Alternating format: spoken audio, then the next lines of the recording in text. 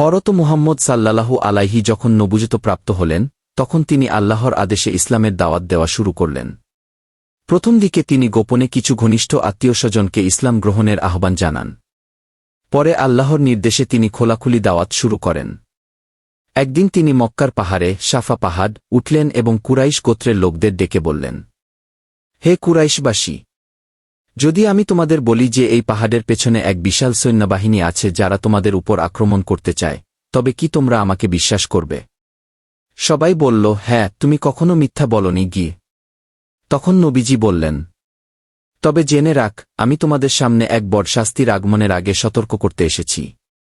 এক আল্লাহর ইবাদত করো এবং তার সাথে কাউকে শরিক করো না গি। এই কথা শুনে নবীজির নিজের চাচা আবু লাহাব অত্যন্ত রাগান্বিত হয়ে বলল, তব্বাল্লাকা আলী হায়া জামাতানা, অর্থ ধ্বংস হোক তোমার।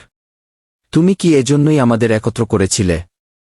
আবু লাহাব ছিল নবীজির অন্যতম বড় শত্রু। সে এবং তার স্ত্রী ইসলাম প্রচারে বহু বাধা সৃষ্টি করত। তার স্ত্রী নবীজির পথের কাঁটা বিছিয়ে দিত, গালি দিত এবং মানুষকে ইসলামের বিরুদ্ধে উস্কে দিত। এই আচরণের পরিপ্রেক্ষিতে আল্লাহ সুবহানাহু ওয়া তাআলা কুরআনে একটি বিশেষ সূরা নাজিল করেন। সূরা আল-লাহাব, সূরা নম্বর 111। ধ্বংস হোক আবু লাহাবের হাত, এবং সে নিজেও ধ্বংস হোক। তার ধনসম্পদ ও সে যা উপার্জন করেছে কিছুই তাকে রক্ষা করতে পারবে না গি। সে প্রবেশ করবে আগুনের জ্বলন্ত শিখায় গি। এবং তার স্ত্রী, যিনি কাঠ কাঁধে বহন করতেন অর্থাৎ কষ্ট দিতেন, তার গলায় থাকবে শক্ত রশি বাঁধা গি।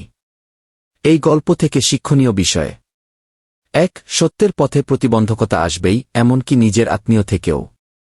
2. আল্লাহ তার প্রিয় বান্দাকে রক্ষা করেন এবং শত্রুদের বিরুদ্ধে নিজেই ব্যবস্থা নেন। 3. কুরআনের বার্তা চিরন্তন ও স্পষ্ট, কেউ চাইলেই এ বার্তা বদলাতে পারবে না।